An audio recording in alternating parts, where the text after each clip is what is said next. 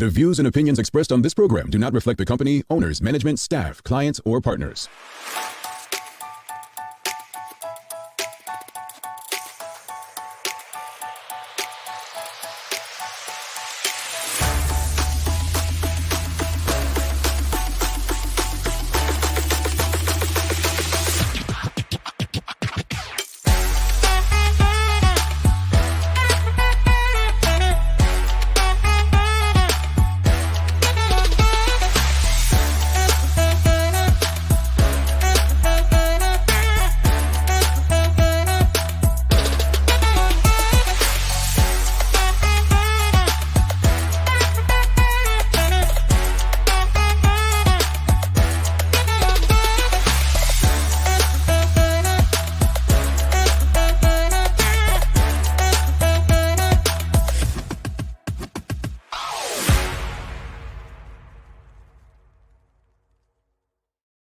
It's Thursday, the 29th and final day of what Black people and, others should love, February 2024. It's known as Black History Month, the shortest month of the year, even with this extra day every 4 years called a leap year. But welcome to Bermuda's Daily Talk Show. It's the Daily Hour brought to you by the BAC Group of Companies, Medical House Lindos, and People's Pharmacy. I'm Jamal Hartman, and Maya Palacio will be with you a bit later with her news break brought to you by People's Pharmacy. Well, Thursday, it's the end of the second month of the year. Do you all think this year is going fast or going slow? Like, what's the speed like for you all? Like, do you think, what are your thoughts? I mean, we're done. 2 months in already. 2 months in already. Good morning to you, Farah Palacio. 2 months in. Done. Over, just like that. 2 months, and there you have it. February, it would be March 1st any other year, but it's a leap year. But yeah, Nicole Hassel says going very quick. She said going very quick. Yes, it is. It's going very quick. Yeah, it's March 1st tomorrow, folks. So anyway, greetings everyone, and thanks for making us part of your daily routine. Another good one today as we welcome Will Campbell back to the show from Bermuda is Love. We're discussing why everyone deserves access to healthcare. And audience, I think the Minister of Health just said the other day that they'll be moving ahead with their universal healthcare plans, the government. So that's interesting. So really interested to see what Bermuda is Love has to say about this. The Daily Play, geography today. And as you can see, I have no co-host. So, this is a good one. Let's see who's going to join. Stacey Ann Brown, and who was the person yesterday? I think it was Roselda Severin. Stacey Ann Brown and Roselda Severin to be eligible. They'll be, whoever gets it correct today will be eligible tomorrow to win the big prize. All right. Anyway, please, if you haven't already, please don't forget to subscribe on our website, thedailyhour.com. Follow us on all of our social media channels to stay up to date with all that we have going on. Help us grow beyond the mic as we do our part to continue to improve our community. All right, let's get into today's conversation. A lot has gone on so far this year, both in people's personal lives, professionally. We've had a budget. The government released their annual budget statement. We've had a response to the budget statement. We've had people with personal accomplishments. Some people went into the new year stress-free, at peace. Some people left their jobs already and going into new spaces. It's still early in 2024, but we're going to have some fun this morning. Well, I hope it's fun. There's some things that concern people, but 2 months down, what are your biggest takeaways from the first 2 months of 2024? What are your biggest takeaways from the first 2 months of 2024? But also, just yes or no from the audience. Has 2024 been positive so far? Like, has your 2024 been positive so far? Yes or no? Has it been a good year for you? Calendar year so far for you? Yes or no?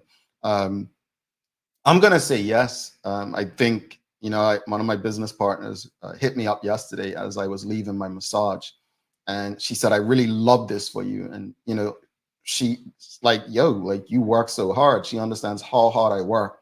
And, I killed myself working for people, like legit made myself sick trying to work to provide a living for myself and family. And now it's, I'm able to, work, and, still enjoy life. And I think that's how life should be lived. I think when, we think about it, I'm a believer, even folks who work with me or for my company, I don't believe that people should have to apply for time off. I don't think that people should have to ask someone for time off. Now, some people out there may be saying, well, what about those in customer facing jobs? Well, folks, if you work in a customer facing job and you think it's in your best interest to just take time off whenever you feel, just remember there's this thing called technology that can replace you at any time. So, people have to be adults, right, about this. But I think people should respectfully say, oh, okay, well, I'm going to take some time off for my just well-being, my own well-being, right? And I'll be off for a week. Give proper notice, advance notice to your employer or whoever, and you're good, right? No, don't overdo it, because that's when rules and things come in play. I think if we were all adults about stuff, we wouldn't have to have as many rules and laws in place. But of course, we're not all adults. But yeah, I think personally, I'll tell you, my year has been good so far. What about yours? How has your year been so far? It's 2024. We're 2 months down. What are your biggest takeaways from the first 2 months? Do you think Bermuda's heading in the right direction? Do you think tourism's heading in the right direction? We have a homelessness problem in Bermuda.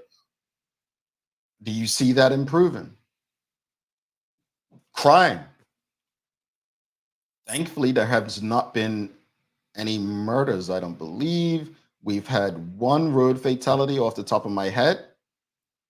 One too many, if you ask me. But, those are some positives as far as,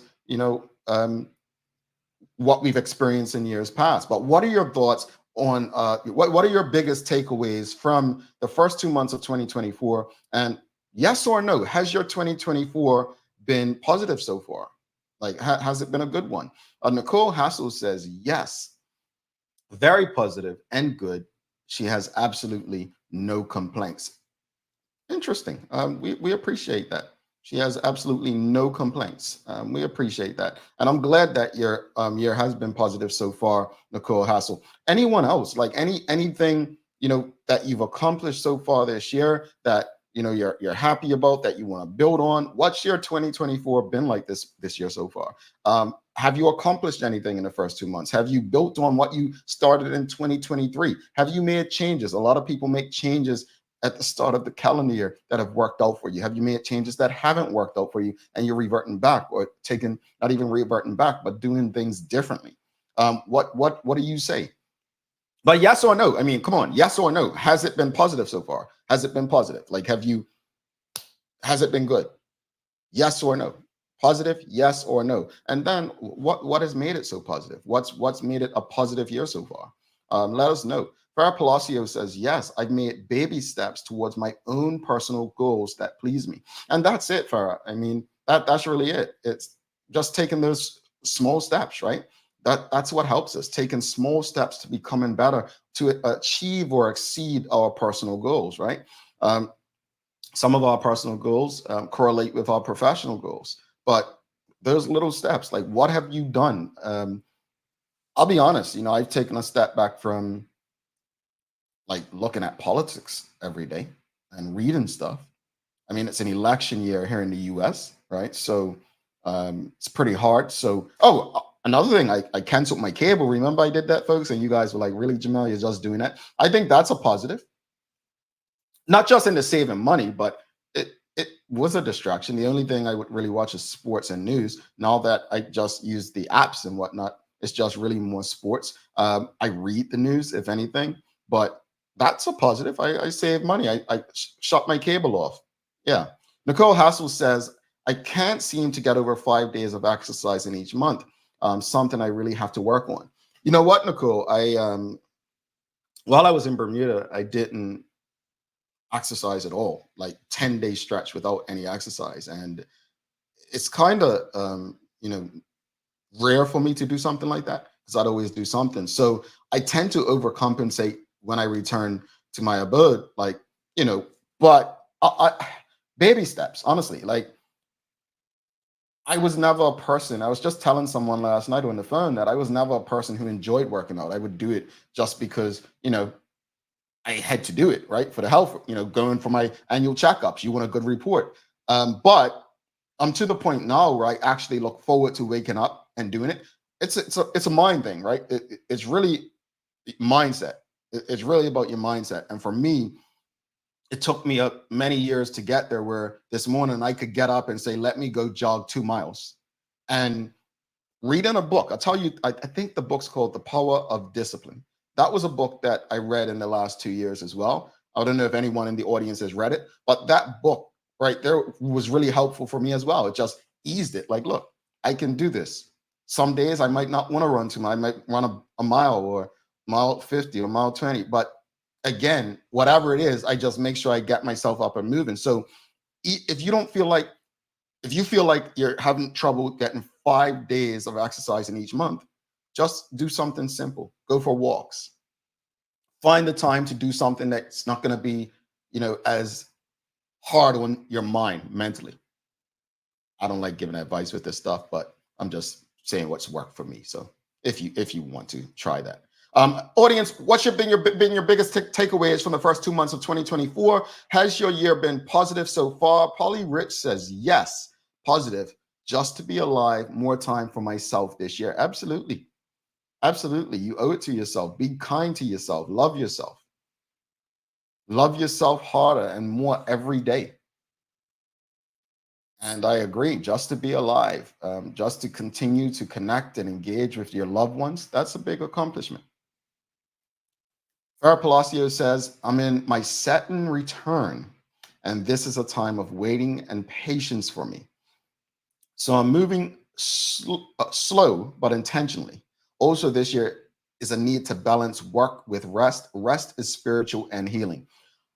That's one of my things, Farah. Like, obviously not having to go to a job for someone else anymore has helped reduce stress. Going in traffic and feeling the need to, I guess, I think one of my biggest issues is we ask people to come to work for a certain amount of hours. I think that's so crazy to me.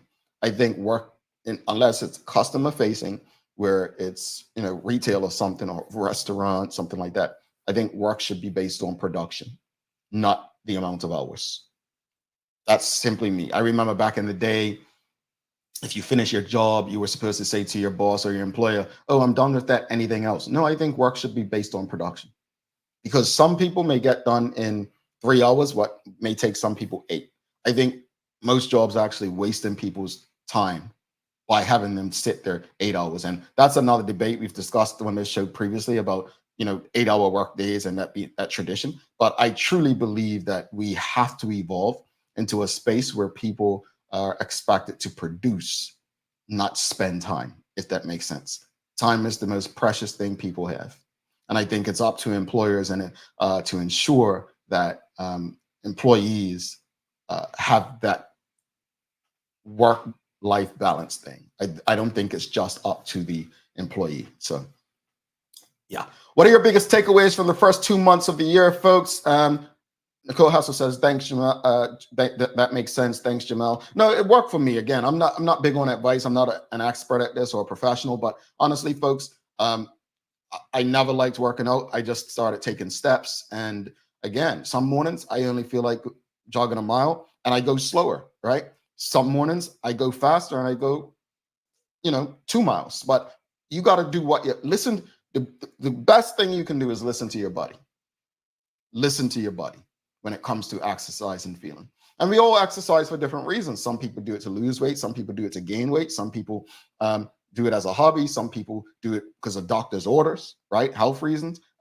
Ask yourself why you're doing it. And then when it comes to the results, how bad you need them or want them. Helene Swan says, yes, a very positive. After losing my phone, changed my entire perspective on life. Tell us more. Like, how did losing your phone change your entire perspective on life, Helene? So it's interesting you mentioned your phone because I think I've shared this on this show before, but my phone is always on silent, and people just don't understand it, don't get it. And my phone's always near me, so I don't really miss much. If someone needs to get to me, I'll get it. But the reason my phone's on silent is because I don't need to. I mean, some people say, well, what if an emergency happens and someone needs to get you? I check my phone enough if that were to happen. I do, unless I'm sleeping. But it's about being able to disconnect. I don't think we live in a time where people are able to disconnect. So I appreciate, I think, what you're saying. It probably allowed you to disconnect a bit, Adeline, and really maybe focus on other things that you didn't even know you were neglecting, right?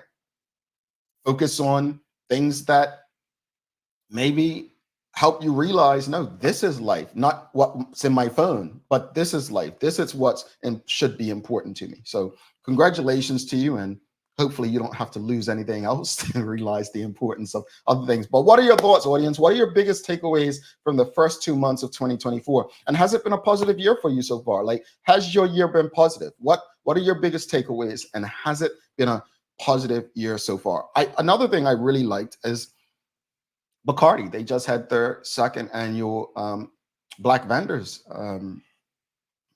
market, and that's a positive. It's not a one-off, right? They didn't just have it last year and it was this one-off. They had it again this year. It was bigger, it was better, it was more well attended. I attended.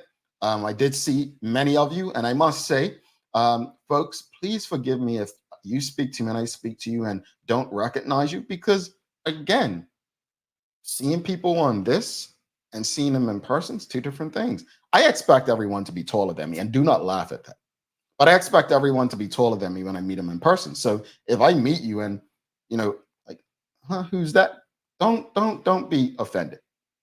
Please don't, because I don't expect anyone to remember me in the same manner. But it was a pleasure meeting so many people, and I love meeting people in person. It's really we makes me feel a part of the community even more when I do meet people. And hey, Jamel, I met a Mr. Tackland who said he watched the show when I was coming out of Island Cuisine one day. I met quite a few people. I shouldn't start naming names. I met Miss Carol, the head of BHS. Sancha and I met her at the Black Vendors Market. So and Miss Alana Rogers from Bacardi, first time met her in person. So a lot of things. So I think I've met some pretty cool people. I've met some of you. I met Miss Palacio, Farrah Palacio. Let me not forget, because she's in the audience today.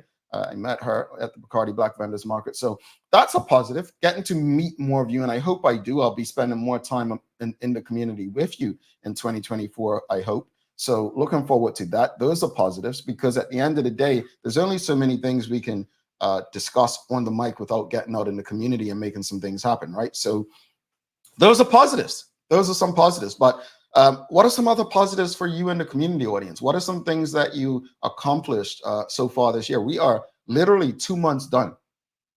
Has this 2 months gone by fast for you all? Has it been like quick? I think it's been steady. It's been steady. I don't think it's been like, woo, lights out. I think it's been a steady 2 months. Wouldn't say we've lost too much time, but it's been a steady 2 months. But yes or no, positive year for you? Yes or no? We're going to bring Maya Palacio in for the Daily Hour news break in a bit, but keep letting us know, has it been a positive year for you? Yes or no? But do us a favor before we bring Maya in, whatever platform you're on, give us a like, a love, a follow, and make sure you share this conversation with your friends, your family, your colleagues. We're about to speak about access to healthcare with Will Campbell from the group Bermuda is Love. Dawn Santucci Smith says, yes, it has been a positive year so far. All right, let's bring my Palacio in for the Daily Hour news break.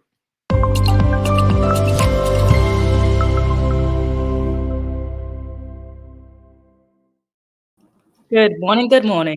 Greetings, MP. How are you? Um, You know what? I'm a little tired this morning. Yeah, that's allowed. Now, you know what, Maya? So it's interesting to say you're tired because I woke up the last 3 mornings prior to my alarm at the same time. Same time. And I'm like, is this a sign I should play the lotto or something? But 4:50 a.m. I just opened my eyes and looked at my watch, and it's 4:50. I don't know. Is that a sign? I don't know. Pharaoh, is that a sign? Throw it over to my sister I who don't looks know. at the stars. I don't know, because your boy, hey, I'll head straight across 7-Eleven and get me something now. Come on, let me know. But no, I think I've gotten some good rest. So you're gonna be tired because your sleeping patterns are a bit off. You work a lot. Yeah, my sleeping pattern was very often. Last night I was assisting family, so with some work, so I was up pretty late last night. Okay. Well, you want to jump into conversation? Some of your biggest takeaways from 2024 so far, the first 2 months of the year, and has it been a positive one for you?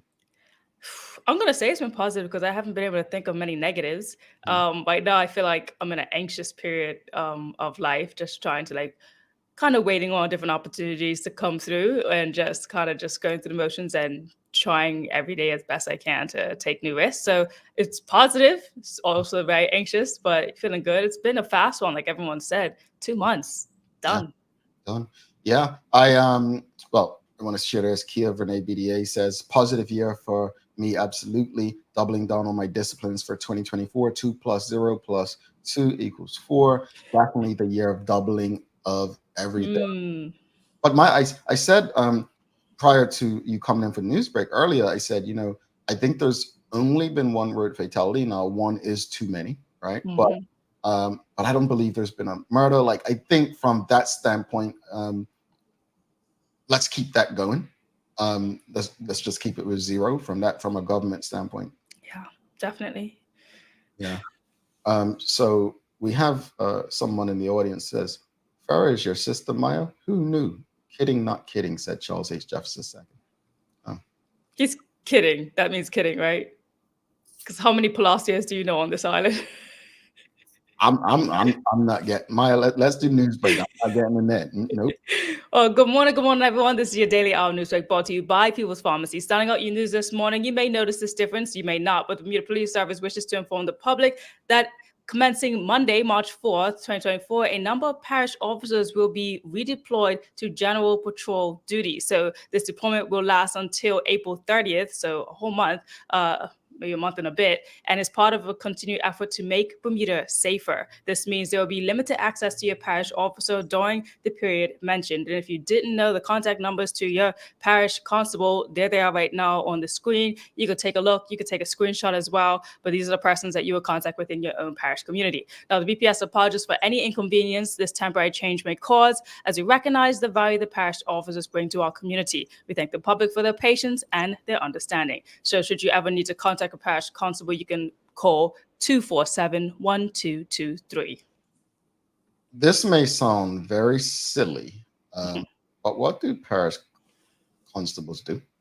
Well, see, if there's any like mishaps or concerns that you have within your neighborhood, those are people that you should be calling. Like I've called my parish constable before because there's been a lot of thefts in my area, and I'm asking and requesting for, can we have either a town hall meeting or parish meeting? Can we talk about what we can do for safety within our community? Who should we be contacting? Things of that nature. Obviously, when an emergency happens, you still want to call the police. But when in terms of like, okay, I want something done within my own parish, some sort of safety measures to be put in place, I need to contact my constable, help make them push it forward.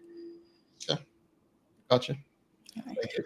No problem. So in other news, this one's for all the creators on the island out there. So the Department of Culture's Creative Cultural Lab returns with a free workshop. So now is the second year in the Minister of Tourism, Culture and Sports. The Honorable Senator Owen Darrow says these workshops are aimed to enhance the skills of creators at all levels and are offered valuable opportunities for growth and networking. Registration is free. However, participants are required to register on creatives.bm to qualify. The workshop welcomes creators from all skill levels, fostering an inclusive environment for learning and collaboration. Now, he also went on to say that in 2023, 100% of the attendees reported that they acquired new knowledge and 93% expressed satisfaction with the networking opportunities provided. So if you can see on there, there's quite a things that you can get done within this workshop. Some of the highlights include headshot sessions, building creative portfolios and resumes, practical discussions on preparing for art shows, mastering Canva, and seeing life cinematically, podcast creation, and all that stuff that has to do with media and content creation. I'm happy for the creatives. Definitely getting more attention. Yeah, and feel me when I say this, audience. I'm not trying to be negative with it. I just hope that it's not do something now and forget them later, if that makes sense. Well, that will kind of be proven in the test of this cultural hubs that they're trying to create. I think that will be the test of whether or not it's an actual longevity type of effort. Yeah. Yeah. In other news, the Minister of Youth, Social Development and Seniors, the Honorable Tanae Furbert, spoke in a budget address about the government's continuous efforts to assess the level and need for dementia care services in Bermuda. And she also provided an update on the funding for the Department of Child and Family Services for their new program. So let's take a listen. With the responsibility of protecting Bermuda's children and strengthening our families, the Department of Child and Family Services has been given an operational budget of $19.7 million. $150,000 will fund the start of a new child safeguarding program that will facilitate children participating in psychosexual assessments and counseling services as support services. For clarity, as per the Child Safeguarding Act of 2019, children who are victims of sexual offenses or who are convicted of sexual offenses and serious personal injury must receive both physical and psychological services. I like that. Yeah, I am very supportive. I think as a community, we should be supportive of that. I agree. Now, in other news, I know we talk a lot about businesses maybe going under and, people having to, close up shop because obviously it's getting way too expensive to live in Bermuda, but also to actually build a business here. While in other news, Orange Bay Company, which is Bermuda's premier destination for luxury consignment and curated fashion, has announced the opening of its newest designer showroom. So they're kind of beating the odds here and progressing in their retail company. Like I say, the latest edition marks a significant milestone for the company, now boasting 3 meticulously curated showrooms: designer, main, and now home goods, offering an unparalleled shopping experience to its community of shoppers. Delight Morris, who is the co-founder of Orange Bay Company, expressed her enthusiasm by saying, "We are proud to unveil our new designer showroom, offering our discerning customers a curated selection of luxe brands. As champions of the circular economy in Bermuda, we are delighted to witness the paradigm shift towards secondhand shopping as an integral part of retail habits. We salute fellow advocates who run secondhand and vintage reseller spaces in Bermuda, contributing to the sustainability of our community." Okay. I say this much, and that's retail as well. I'm happy to see business expanding in Bermuda in this time. What I would love to know, what are they doing right that others may not be?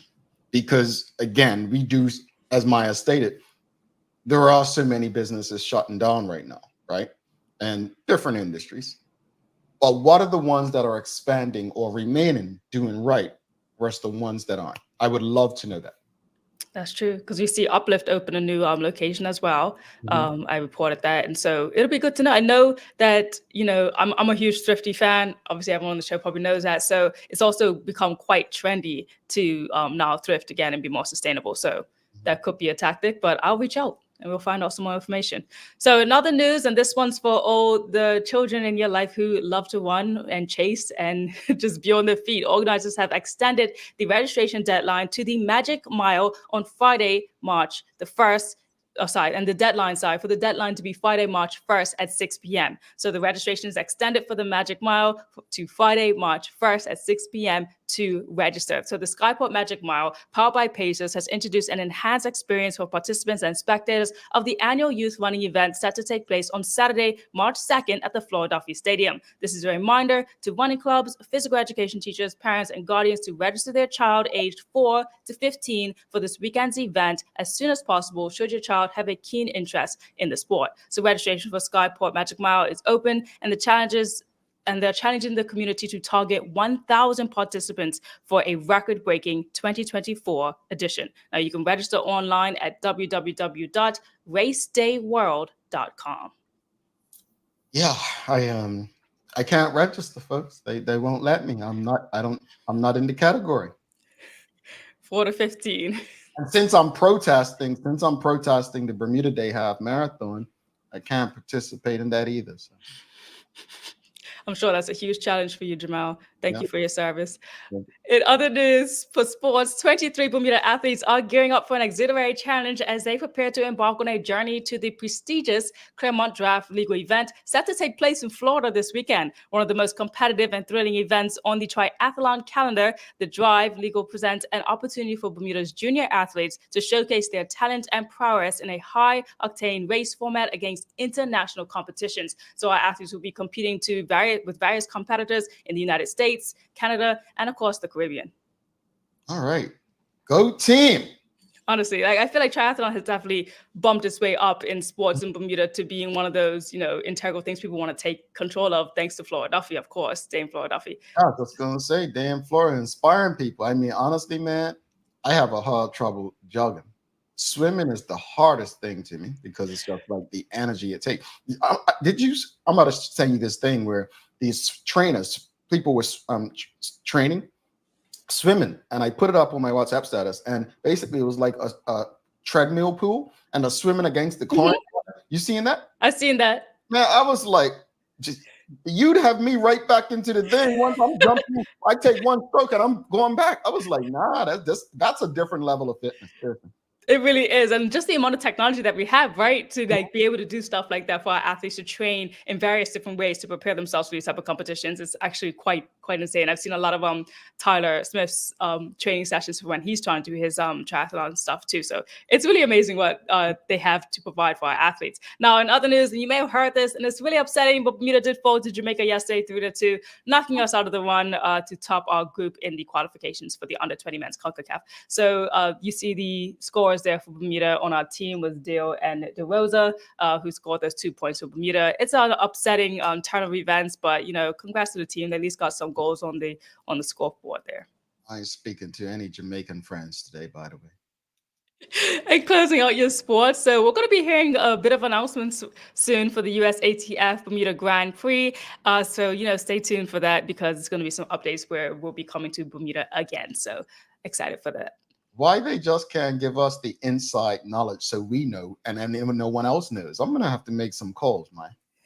We'll know soon. They just put out a little something blurb like, yeah, it's gonna be no soon. So trust and believe the next time I'm on here, we're gonna have a lot more information. And for the weather today, it says it's looking like a bright day right now, but it's gonna be a little bit cloudy toward the evening with a couple of showers. So don't leave your house without a raincoat if you're on a bike, please. And just be sure to stay safe on those roads like you always do. All righty. Well, Maya, for days of the year, it's toast day.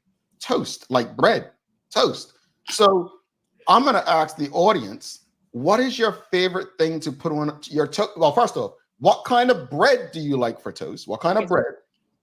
And then what do you like to put on your toast? What is it for you, Maya? Raisin bread.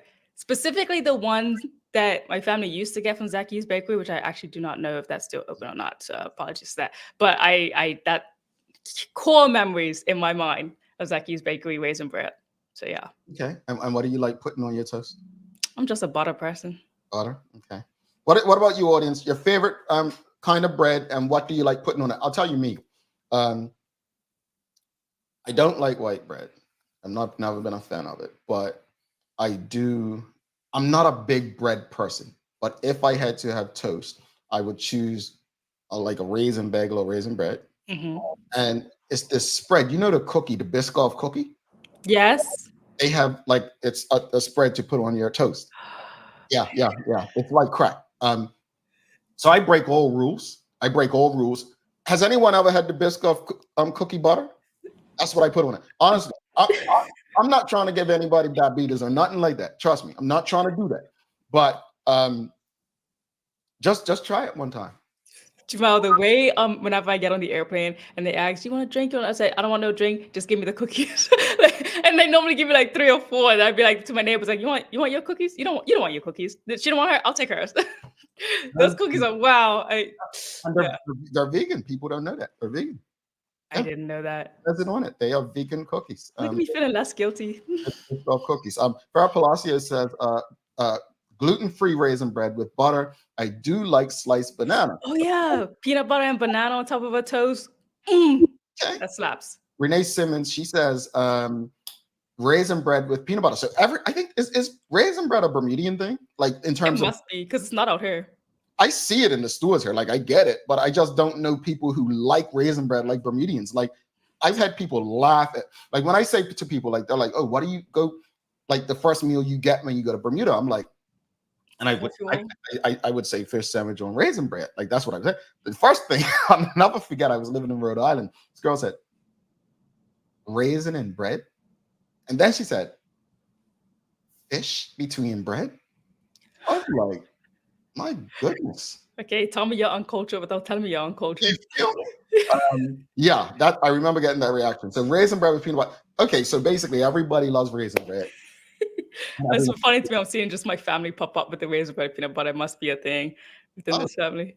Well, maybe it's just a Maya family thing. Well, Maya, thank you so much. We're gonna take a quick break. Bring William Campbell on from Bermuda's Love Terry Trot to share relatives. That's peanut butter and jelly on raisin bread. Bermudians love raisin bread. Maya, you know what? JM's raisin bread. We've got our brand. No? No. Okay. Never mind. I mean, I ain't bacon. Martin Famous says Oh cinnamon. yeah, cinnamon sugar. Look at You that. hit it. You hit it. You hit it while I'm famous. You hit it. Fresh cinnamon is actually good. It helps cut down on that sugar. See, raisin bread and butter, peanut butter and jam. Says I forgot into peanut butter and jam. I didn't like that combo together. I'm with you. I was never that kid. Marquita Lee says raisin bread with marmalade. Okay, it's still consistent. Bermuda, does any Bermudian not like whole wheat or white bread? I'll always look, when I'm at a restaurant or whatever and they bring out all the bread things, I'm gonna pick the white roll. I'm sorry, I am. If it's gonna be a wheat roll and a white roll and a wheat roll, I'm gonna pick the white roll. I'm sorry to the wheat. Okay. Even though I know I should probably take the wheat, but I'm sorry. I mean, it's whole grain wheat, healthier, but all right. Peanut butter. We've got raisin bread wins the house today. Polly Rich says, gonna have that for my breakfast. Peanut butter and banana. Thanks, TDH. Haven't had that in a while. Yummy. So yummy. Yeah. Toast, peanut butter, banana. Yeah. Fine. Farrah Palacio says, yes, we used to have cinnamon and sugar in a shaker. Yep. We used to make it with put in the cinnamon, then put in the sugar, and then okay, take it back. And then put some syrup on top of it. I'm sorry, I'm getting too. Excuse me, you can go make some now. You've always got a half hour to go, all right? Yeah, let me go. Now I'm gonna go to the grocery store and get some cinnamon because I ain't got that in my house. How about this one though? Sourdough with avocado mash. Oh, okay. Now you're getting fancy. So hold on. I ain't making that at home. That was my go-to at Dunkin' Donuts for years. Like once they start selling, that's all I would get because I wouldn't get donuts or anything. So I would get the sourdough and avocado. Yeah. That's good. It is good, but I ain't making it at home. I'm definitely going somewhere else and someone's making that for me. I try to make it at home and yeah. Anyway, we'll see you tomorrow. See you tomorrow. All right, folks, Maya Palacio. Keep it coming. Yuck, you don't like avocado mash? Come on, Nicole. All right, we're going to take a quick break. We'll be back with William Campbell from Bermuda's Love. Folks, this is a very important conversation. We're talking about access to health. Stick with us.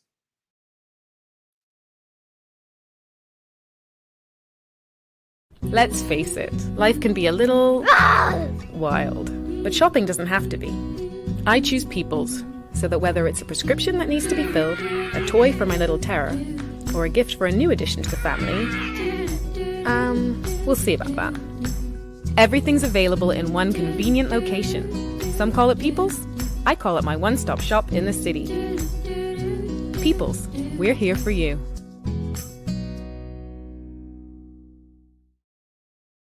Welcome to the new bulk store, Lindo's Next Level. Wake up in the morning with enough coffee to keep you running throughout the entire day. Your pet at home deserves the best. Stock up on dog food to keep your puppy happy. Need a quick, tasty lunch at home? Your chicken nuggets will be jumping right out of the freezer. What's a movie night without popcorn? You can never have too much. Lindo's Next Level. Why go anyplace else? Alrighty, welcome back to the big show. I'm Jamal Hartman. It's the Daily Hour brought to you by the BAC Group of Companies, Medical House Windows, and People's Pharmacy. Don't forget to subscribe on our website, thedailyhour.com. Follow us on all of our social media channels to stay up to date with all that we have going on. Help us grow beyond the mic as we do our part to continue to improve our community. Folks, if you haven't already, please do us a favor. Take this moment to give us a love, a like, follow, share it in your WhatsApp groups, your family, your friends. Make sure that everyone has access to this conversation. See what I did there? All right, let's give a warm TDH welcome to our guest for the day. We've got William Campbell on from Bermuda is Love, and we're discussing the right to healthcare in Bermuda. All right. Thanks for having me on, mate. How are you, sir? Welcome back. I am good, but you've got me thinking about cinnamon raisin bread now, and I'm a little hungry for it. But I'm gonna try to make a. That's your go-to. Oh, absolutely when I can. That cinnamon swirl bread you get here. Ooh, it is really, really, really not doing good things for my health profile, but I love it anyway. It's, you know what? I'm a fruit person in the morning, right? I'm a very I love fruit. But while in Bermuda, I would go for breakfast at Island Cuisine, and they only had bananas, and I was just like, man, like I need a fruit. So I'm going to recommend fruit to them on the menu. So I had to have coffee roll or English muffin every day. I would still do it. But yeah, fruit is a good way to get started too. Yeah, but no, I don't know. You all got me messed up with this bread and toast thing. So I think I'm going to go with some cinnamon. But thank you for joining us, man. As always, pleasure to have Bermuda is Love in the house and part of this conversation. Today, we're going to be discussing, access to healthcare and the right to healthcare in Bermuda.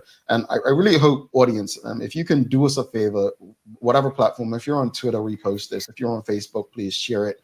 If you're on YouTube, please share it as well. Just make sure we're getting this conversation out there. If you're on the website, share the dailyhour.com with your friends, your family, your colleagues, and whatever platform you're on, please give us a like, follow, share. We just want to make sure that everyone is a part of this community conversation. Let's jump right into it, though. Bermuda is Love has taken up so many different initiatives. Why has it decided to focus on access to healthcare? Well, Jamel, I think you said it already. It really is an important thing that we have to highlight as a community conversation. And it is a wider conversation that we got to have with ourselves and with our family, friends, neighborhood, community, and entire country as to what is the opportune kind of state of our health and how much do we value that. The kind of idea behind calling it a health is wealth campaign was based around a quote that I'd seen online reflecting that wealth isn't truly measured in riches. It's measured in health, options, and time. And really all three of those things are tied together. But again, having a degree of riches is certainly an enabler for all of those things too. So that's something that we wanted to talk about and really get into what that makes up that access piece. Indeed, gotcha. And it makes perfect sense. It aligns with your overall existence, right? That's the idea. So what are the primary barriers to accessing healthcare in our community? Oh man, there are some pretty insidious things going on. But what we truly kind of find is that at the base level, on the individual level, there seems to be a general lack of education around what makes up a health profile and what is the importance of health. And it's exemplified even in the earlier conversation around types of bread. And that's breaking down kind of what goes into our different types of bread. Why is whole wheat or whole grain more healthy than white bread? And what is the chemical property of that bread that makes it such? And again, that goes very, very deeply into our awareness around the choices that we make, our personal lifestyle choices, and then how that impacts our quality of life too. So education and awareness is certainly a big part of the access piece. Crucially as well is affordability, access to health insurance. How many Bermudians have health insurance that's provided by their employment? How many are on government programs? And how many fall into the uninsured category where they don't have a supported access to a healthcare system, which again is a huge issue that we still need to address in the community. Indeed. And speaking of that, how does socioeconomic status impact people's access to healthcare in Bermuda? Oh, on all sorts of levels, and it comes down to, again, that education piece feeding into the awareness around our choices. But that too is a matter of socioeconomics. It's a matter of affordability. When we don't have affordable, healthy food choices in our supermarkets, or local produce is more expensive than the cheap stuff that is being imported, then we do run into some issues with that, and we can see very predictable socioeconomic outcomes around health from that. Job status, of course, with access to insurance as well, is a big issue. When you are, again, working as you expressed earlier in the show, coming off of an 8-hour workday or a full workday, I mean, you want time for rest. And again, if you are having to work 12 hours a day in order to put food on the table, to pay your rent, to pay, again, the exorbitant cost of living that we have here in Bermuda, you don't have time to be thinking about a healthy lifestyle. You don't have time for rest. And that too is a huge important component as to how we look at a better profile of health here in Bermuda, and therefore a better quality of life for us here.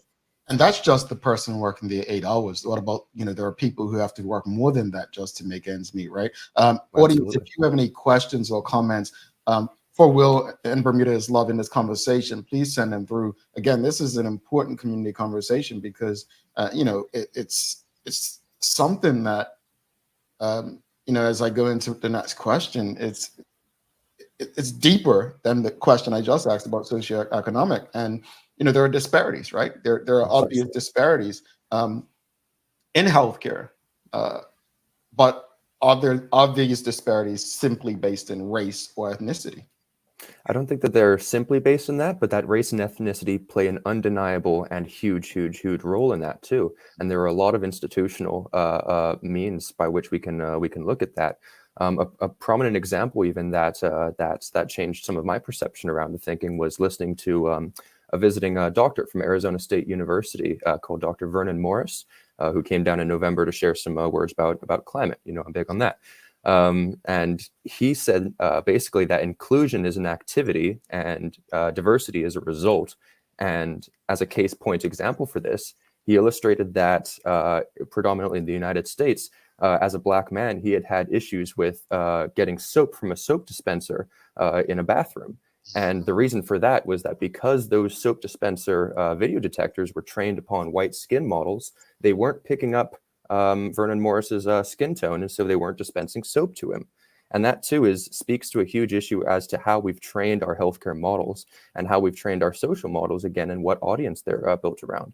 So some of the very important work being done in Bermuda today is being done by Dr. Karika Weldon, who again is looking into the genetic profiles of the Bermudian populace, and again how our health outcomes and how our health requirements vary based on a genetic basis. And that is we're now very conclusively able to prove with science that those do play a much more outsized role than we previously believed.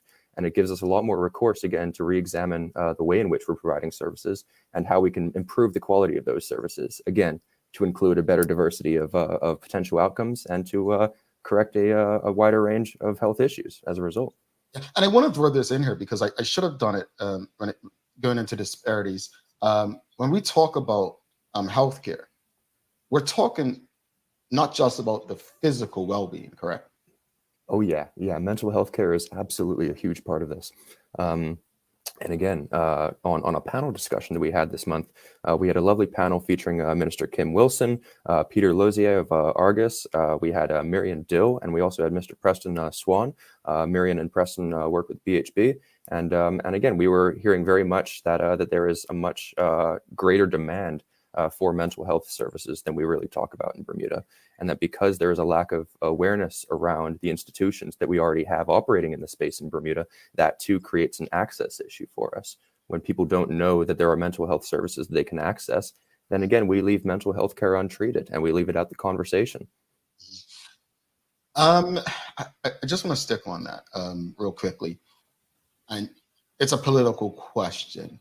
Do you think that from a political perspective, or just a community, I'm not going to put on politics, but as a community, do you think as a community, and your personal opinion, not Bermuda is Love, as a community and someone who's speaking on behalf of Bermuda is Love, do you think that we have done enough for people to understand the correlation between healthcare and mental healthcare? As a personal opinion, I would say it's eminently political as well, as health is eminently political. No, and I don't think that we can say that we have done enough as a community to raise the profile and awareness around mental health care. Even I applaud the minister Tanae Furbert earlier for again having a greater focus on dementia care. But this is something that we need to be having a greater awareness around, and it's part of a wider community conversation that we need to have. And it's fundamentally about reorienting and looking at the way in which we run our community and society today, and how we can focus ourselves better on a better economy of care, and how we can adapt our systems to be more human-centered. And that, of course, means we need to talk about mental health, and we need to understand the relationship that it has with physical health and with our mental and social well-being too. Indeed. So what initiatives or programs is Bermuda's Love suggesting to improve healthcare for all in Bermuda? All sorts. So our primary work, of course, with Bermuda's Love is in advocacy, and it is in highlighting these issues, in trying to bring a greater community awareness to them. So again, thank you very much for being a part of that community conversation and of providing greater access to this conversation. Primarily, a lot of what we have to do basically is raise our community consciousness around how these issues affect us, how they affect our families, our neighborhoods, and what we can do proactively to address them too. So again, a lot of what we have to do is around awareness of means and access. Further to that too, then we can start to look at how we can refocus our social status and our economic practices better to account for the health demands that we have in the community. Something as well that was brought up in the panel discussion the other night was that we don't put enough onus in Bermuda on primary care providers, and that we send a lot of our people initially to the hospital to have like a broken finger or something looked at, when again we have a range and plethora of other doctors and other healthcare professionals in Bermuda who don't get access to a customer base. And that too undercuts the quality of care that we can have, and it raises the cost of our health insurance premiums if we're all dependent on the hospital for primary care. So again, a huge piece of this we feel in Bermuda's Love is education around access. The next part after that is education around what we can do to proactively address it. And that means addressing how we live our lifestyles and how we rebuild our economies to facilitate a better way of us providing care for one another. Indeed. Thank you for that. Audience, if you have any questions or comments, I will get to them in a second. You can feel free to ask away. According to the minister in the Royal Gazette, the government is pushing ahead with its universal healthcare plan. What are your thoughts on that? Well, I'm certainly excited for it. We heard some promising words from Minister Kim Wilson at the panel discussion, and we had a preliminary date set for about April of this year when we can expect some more details. So again, looking forward to hearing more about that. A lot of what Minister Wilson was addressing was creating a baseline of care and a baseline of core services provided with a universal healthcare plan for Bermuda. So again, we're very excited to hear what kind of benefits would be contained within that, what of course the pay premium would be for that, and again how we are looking at constructively getting into that outreach and bringing more people into a wider universal healthcare program. Again, if we are not proactive in making sure that all Bermudians are able to access this, and if we are not going out to make sure that Bermudians are essentially able to sign up and be a part of this program, then we feel that we're not doing enough to address our health profile. Alrighty. Got some questions in the audience. Charles H. Jeffs II, he's asking, how much faith does Bermuda's Love have in the government's ability to implement healthcare reform? Is Bermuda's Love a formal part of the conversation? Well, if I can speak for the group here, we are not formally a part of the conversation with regard to government policy or affordability. We would certainly, of course, see ourselves as an informal supporter of a universal healthcare program, and again, around a supporter of the access to it. And how much faith do we have? Well, we of course will abide with a degree of pragmatic optimism, I'll say. For all of these things, we certainly would like to hope that we have a government in place that is capable of delivering a healthcare reform. And again, we look forward to working collaboratively in any respect with whatever tenure we have in place at the time. There's again a lot of moving parts to healthcare, and I certainly don't envy the position of Minister Wilson in having to be the one who is made to drive it forward. But again, we are looking forward to the minister's declarations and further progression on the issue, and anything that we can do to help as a community as well, we look forward to. All right, Kia Renee BDA, is Bermuda's Love looking to provide education in the schools in a continuous way, like twice a week if possible? Having balanced health is very important for a community to thrive. Absolutely agree, Kia. It is absolutely essential for our community to thrive, really. And I would go out on a limb and say that a huge issue that we don't look at or consider in our community as to when we ask the question, why are we not thriving, is what is the state of our health? And as to whether we can have educational sessions, I can't speak for the group and say that we have the capacity to do twice a week seminars, though we would absolutely look to support a system by which we can get more educators in the public health care system into public schools and private schools too, to provide that degree of education. If those needs aren't being met, then we see that is something that we have an opportunity to voice a desire for correction for. And again, that there are a lot of other primary care providers and other medical professionals in Bermuda who I'm sure could benefit from the extra time and the extra work in the space. So if there is a program or anyone else who would like to come forward and start providing these healthcare lessons, especially to the schools, then we would certainly support that. Here, Vinay BDA, that's not it, sorry. Yeah, this is it. Are there any discussions about Bermuda's healthcare becoming like the UK's healthcare, which is mostly free to its citizens, or is it even possible to adopt the UK's free healthcare? Now, I don't know about it. Is that the NHS where people will say, "Oh, Kia, this is not bad, but I just don't like the term free." Nothing with government is free. It's coming from somewhere, but you can answer the question. Yeah, and as well, that's a very important point to bring up. Again, speaking to access, most countries around the world have implemented in part or are in the process of implementing a universal healthcare system. The NHS, of course, in the UK is a well-known example that's been going on for a couple of decades, I believe now. And whether Bermudians have access to it, I don't believe that we get too much benefit from it. However, as well, we need to understand, as you brought up, Jamal, healthcare isn't truly free. There is going to be a cost to service. There's going to be a cost to a lifestyle. But these are things that we need to work constructively and collaboratively together to reduce the cost of and to improve the access to by default then. So if we could, and again, as we've spoken to the minister's plans around a universal healthcare system, that would be largely the model that we would look to as well to emulate. So if we can constructively and collaboratively and positively work together towards a better universal healthcare standard of care in Bermuda, that would be brilliant. But it's an ongoing project. Indeed. Roselda Severin says, do you focus only on the right to access healthcare, or do you extend into the quality of care as well? Good question. That is a good question. Absolutely, Roselda. So right now, a big part of our effort is around raising awareness around the access to healthcare, because we still see so many Bermudians are left out for those various socioeconomic means that we discussed earlier of the healthcare conversation and of the access conversation. So we feel that there's a lot of great social good to be done from the levels of folks who really don't have any access at all to that. But quality of care is an absolutely essential part of that conversation, and it is a question too about the value of the healthcare we're being provided, the value of the access that we have, the value of the things that are on our shelves. It's the awareness around local produce and fresh produce being so much better for us because it has a much denser nutritional profile than food that has come and been imported from overseas. That quality too is a big thing where we can see improvements across the entire value chain for healthcare. So the more we look at guaranteeing a high standard of quality of care for healthcare in Bermuda, then the more we can again have a better outcome, hopefully. All righty.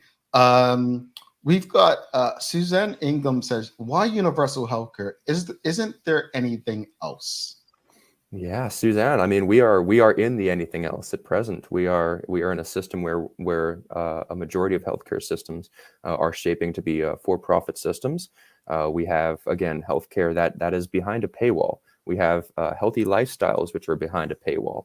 And again, we see that right now creates access issues, where we still have the majority of Bermudians where they have health insurance are provided by private providers or by employers as well. Then we see that there's a huge subsection of our community that is left out of the conversation. And universal healthcare, therefore, is an important conversation to have, because it speaks basically to what we're suggesting, in that healthcare should be a right. And it should be a right that we all are entitled to, but it's also something that we as a community have a responsibility to provide for each other. And as well, that we in a community can really benefit from providing for each other as well, because there is so much more, even as a base economic example, so much more value for us to produce here locally. Even with regard earlier to the secondhand shops and circular economic benefit. The more we can concentrate economic activity towards Bermuda in the service of healthcare, the better outcomes we can have across the healthcare sector from an economic perspective too. And hopefully that too will translate into a greater responsibility for us to provide a better access program to it. Alrighty. This is a good conversation. Audience, please, I encourage you to share it with your friends, your family, your colleagues. Make sure that people have access. Thank you, Seymour Essentials on Instagram, saying thank you for this daily hour. No, thank you, Bermuda is Love, for the work they're doing.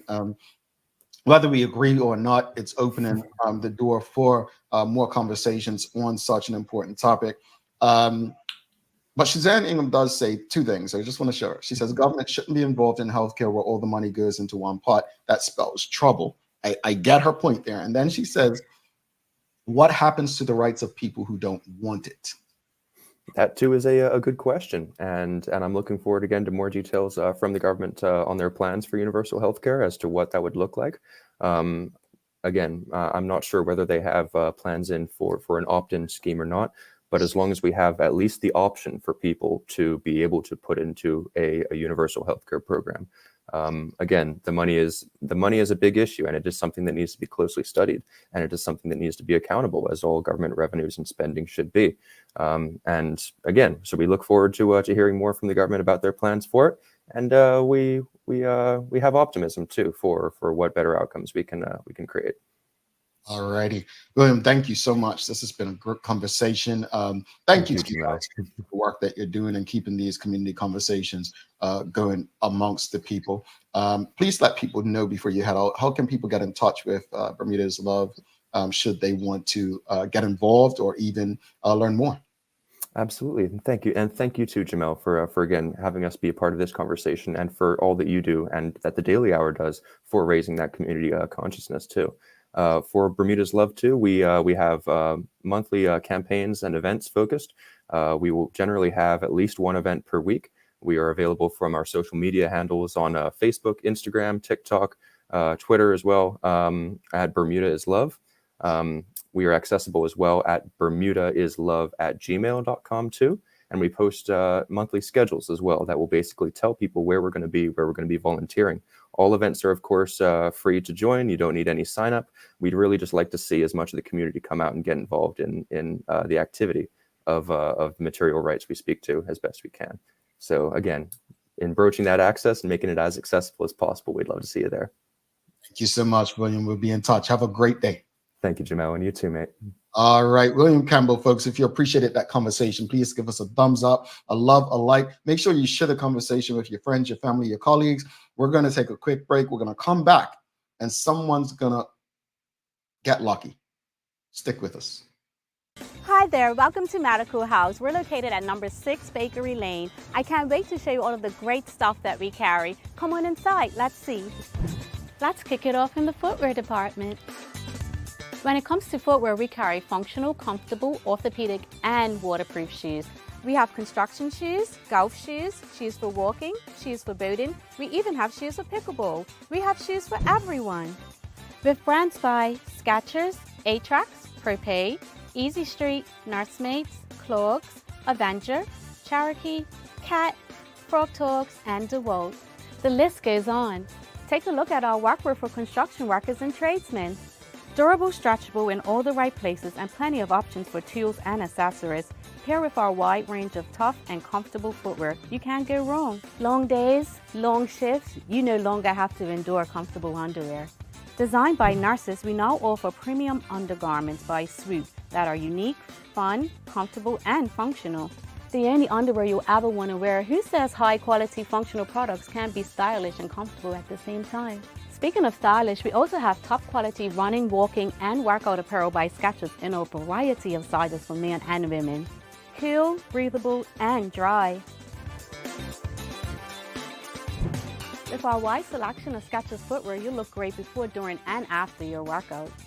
As you can see, Medical House really is a one-stop shop for everybody. We can't wait to see you. You'll be surprised at everything we have to offer at our huge new retail and wholesale location on Bakery Lane. All right. Thanks again to William Campbell from Bermuda as well for that conversation this morning. Again, if you appreciated the convo, please give us a thumbs up, a love, a like. Make sure you share the conversation with your friends, your family, your colleagues. Thanks again to the BAC Group, Medical House Lindos, and People's Pharmacy for ensuring that we can have these conversations with you on a daily basis. It is time for the Daily Play, brought to you by Bermuda Trivia, now available at stores throughout Bermuda. Follow Bermuda Trivia on Facebook, Instagram, Twitter, and TikTok to find out why it's Bermuda's favorite trivia game. All right, it is a Name That Place today. Name that place. I think you all are going to have to Google this. Easy question on this final day of what's known in the United States as Black History Month. We're going to speak about, I believe she's still the richest Black woman in the United States. Which U.S. state is the birthplace of Oprah Winfrey?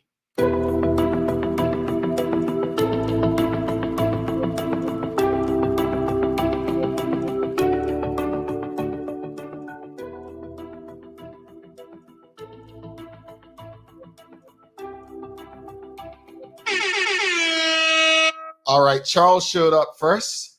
Charles and then NTS. So Charles joins Stacey Ann Brown and who was yesterday? Stacey Ann Brown and Rosalda Severin. So Charles, you're in there. It was not Chicago. That's a city, not a state. So it was not Illinois. It was Mississippi. She was born, I thought everyone knew she was born in the South though, but Chicago is just where she had her show. But yeah, Oprah Winfrey was born in Mississippi. Mississippi. All right, folks, just to wrap it up today. As far as, the first 2 months of the year, I will tell anyone, we're 2 months in. We have 10 months to go. If it hasn't been positive, you've still got time. If it has been positive, build on it. Don't rest on your laurels. As far as the conversation with William Campbell, I am grateful for the work that Bermuda's Love is doing. I continue to say, I just hope that they stay focused on community and not politics. I think, we may not agree with all their angles, but I think it's important to have the conversations that they're driving. So I really appreciate the work that they are doing. All right, it's time for Daily Inspiration. And I'll give you this one. The single most powerful asset we all have is our mind. If it is trained well, it can create enormous wealth. And that is from Robert T. Kiyosaki. All right, so that's your Daily Inspiration. Folks, please do not forget to subscribe on our website. Follow us on all of our social media channels to stay up to date with all that we have going on. Help us grow beyond the mic as we do our part to continue to improve our community. Thanks again to our partners, the BAC Group of Companies, Medical House Lindos, and People's Pharmacy for ensuring that we're able to do this with you on a daily basis. As always, we appreciate you, we love you, and we thank you for making us part of your daily routine. If all goes well, we'll be back to do this again with you tomorrow. I'm Jamal Hartman. Please do make it a safe and a great day. I am out. Peace.